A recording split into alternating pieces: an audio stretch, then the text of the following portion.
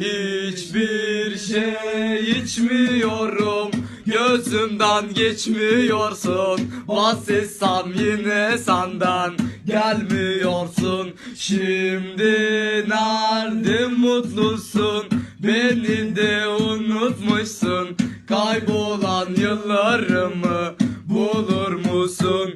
Gidiyorum ben şimdi, özlersin belki beni. Ne olursa olsun artık dönmem geri. Seni sevdiğim gibi sevemedim kimseyi.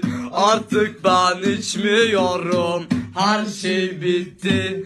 Ömrümden ömür gitti, bu sefer ben de bittin. Söyle her şeye rağmen sever miydin? Der